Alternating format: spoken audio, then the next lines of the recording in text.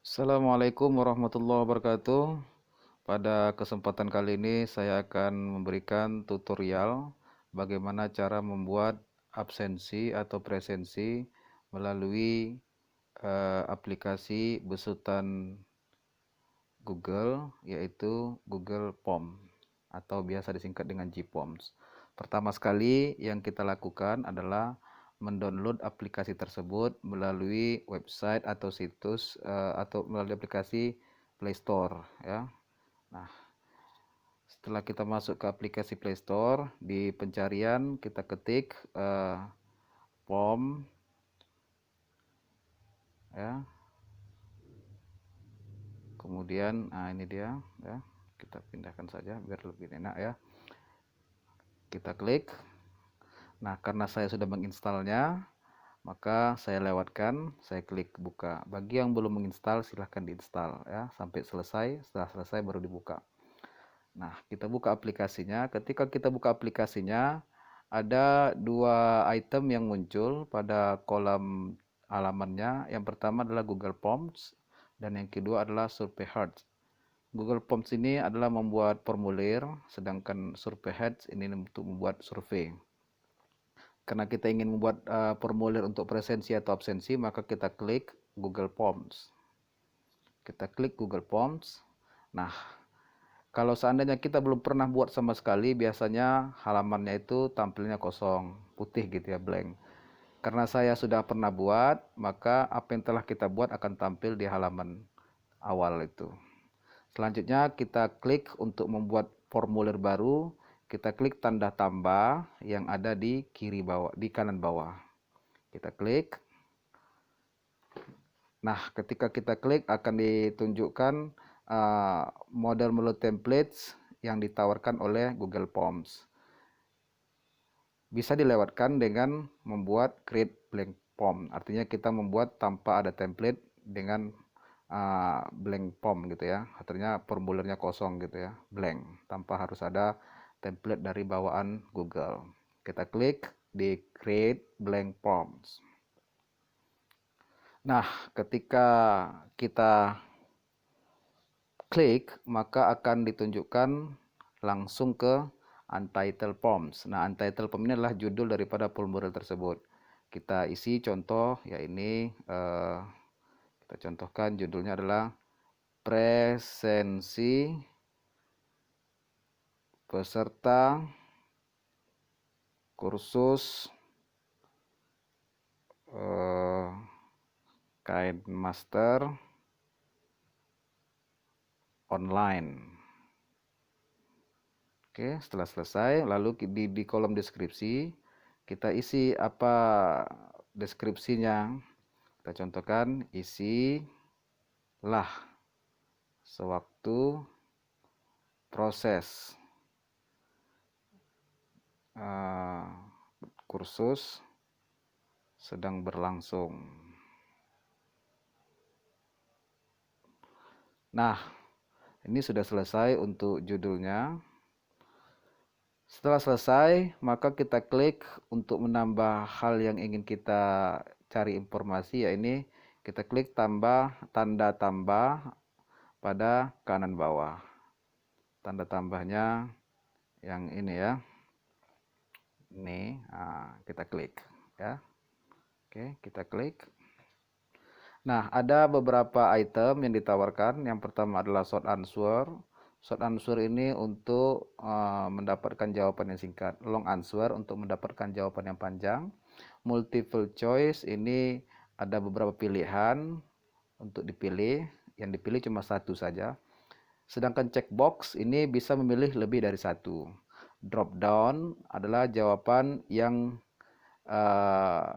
ditampilkan ketika kita klik akan keluar jawabannya gitu ya, ada beberapa gitu contoh. Linear scale yaitu skala linear, kemudian multiple choice grades.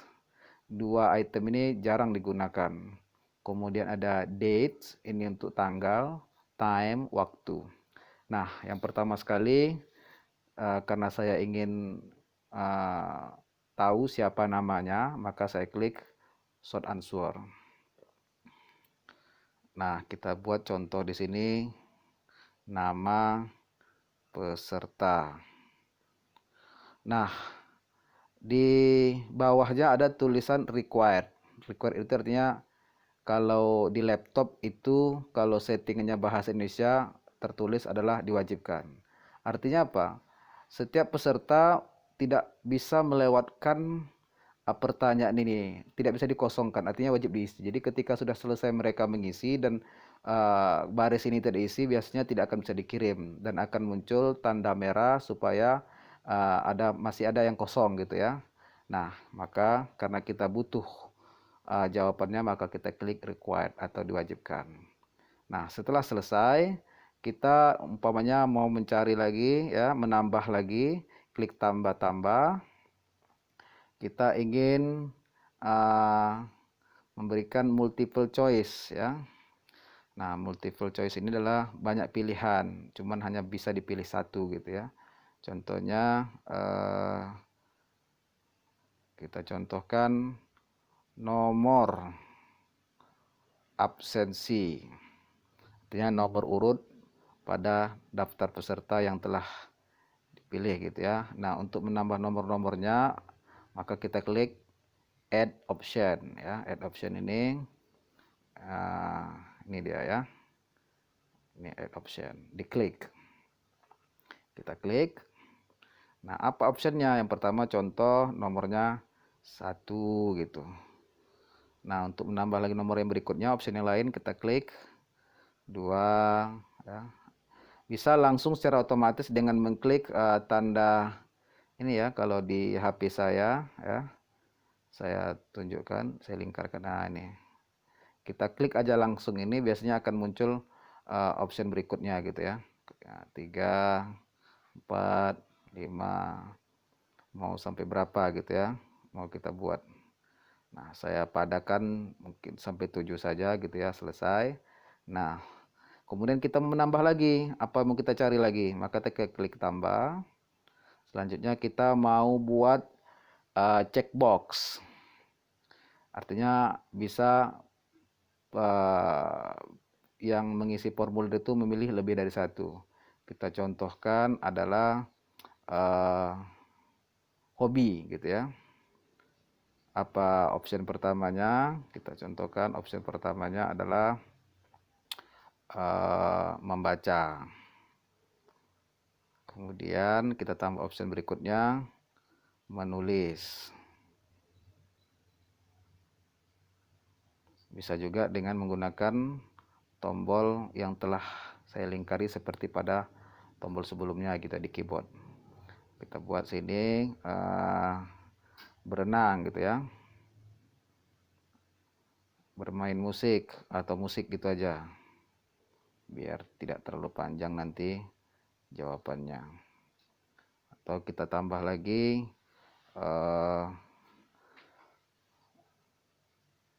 tambah contohnya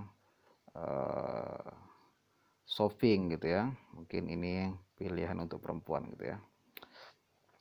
Nah, setelah selesai kita mau nambah lagi gitu ya, apa kira-kira yang ingin kita cari. Contohnya drop down. Drop down ini adalah informasi yang sifatnya tidak tampil semuanya, tetapi akan tampil ketika kita klik tanda panah ke bawah, sehingga muncul jawaban-jawaban yang harus kita pilih gitu ya, yang harus dipilih oleh para pengisi presensi. Contoh, kita pilih itu terus sini umur gitu ya. Umur, apa optionnya? Optionnya kita buat contoh di sini 15 sampai 30 gitu. Kemudian yang kedua 31 sampai 40. Yang 40 sampai 50. Berikutnya 50 sampai mati gitu ya. Oke. Selanjutnya kita klik, kita ingin tambah lagi tanggal. Nah, untuk tanggal kita tulis pertanyaannya tanggal. Nah, ini sudah otomatis nanti akan diarahkan ke tanggalnya Google Calendar gitu ya. Oh, tadi saya lupa menceklis apa namanya, menggeser required ya, karena juga saya membutuhkan ini harus diwajib diisi gitu ya, jadi tidak bisa dilewatkan. Required. Nah, tanggal juga required. Kemudian saya tulis juga tentang waktu. Kita tulis waktu pertanyaannya. Nah, untuk waktu ini juga menggunakan waktu secara online gitu ya, yang memang sudah ada disediakan oleh Google. Nah, mungkin sampai di sini saja formulir yang kita isi. Setelah selesai, maka kita klik submit yang ada di sebelah kanan atas. Kalau di laptop itu biasanya tertulis setuju gitu ya. Nah, untuk di laptop setuju, tapi kalau dia menggunakan settingan bahasanya itu bukan bahasa Indonesia, dia tetap juga menggunakan settingan bahasa Inggris, akan tertulis submit juga gitu ya. Nah, ada 5 item yang muncul. Yang pertama, collect email address, ini akan dimasukkan ke dalam alamat email kita gitu ya. Kemudian limit to one response. Artinya apa? Dibatasi hanya untuk sekali respon gitu ya, nggak bisa berkali-kali. Jadi kalau kita klik kotak kosong ini akan terchecklist, berarti para peserta hanya bisa mengisinya untuk sekali, tidak bisa berulang-ulang.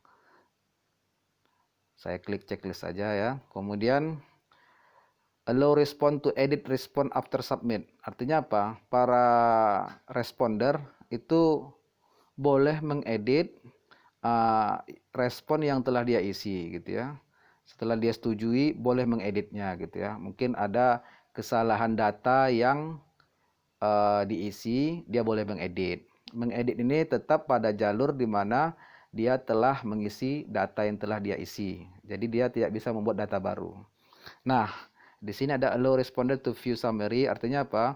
Responder bisa menemukan hasilnya gitu ya. Jadi saya tidak ingin tunjukkan ke mereka karena ini sifatnya privasi, maka tidak saya checklist. Setelah selesai semuanya, maka kita klik submit. Nah, submit. Kok ada iklan ya? Baru tahu saya. Oke, kita tutup. Kita klik submit. Submit.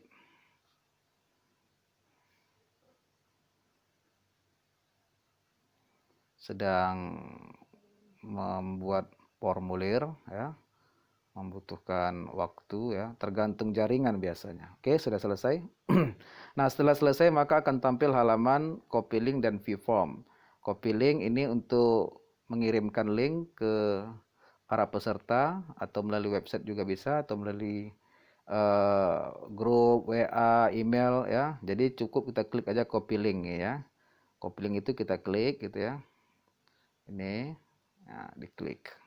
Jadi ataupun bisa juga dengan langsung mengirim ke aplikasi lain seperti WA yang seperti yang saya sebutkan tadi, atau ke Facebook, Twitter gitu ya. Nah, saya cuma copy saja gitu ya, saya kopikan. Nah, saya contohkan akan saya kirim ke WA teman saya. WA. Nah, WA teman saya namanya Tarmizi. Tarmizi. Mana dia Tarmizi? Ini dia ya. Nah, nanti kita klik tempel karena sudah saya copy. Nah, baru kita kirim. Nah, seperti apa bentuk formulir kalau sudah selesai? Bentuknya seperti ini tadi ya, belum kita klik view form. Ya, langsung diarahkan ke website.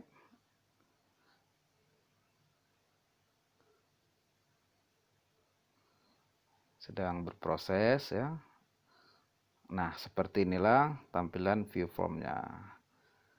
Nah, selanjutnya kita contohkan, kita isi ya.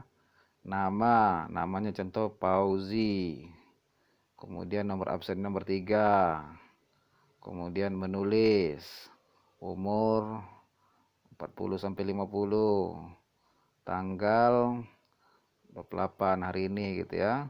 Waktunya kita buat 19.30. 19, lalu di sini dia untuk menitnya 30. Klik kirim. Oke.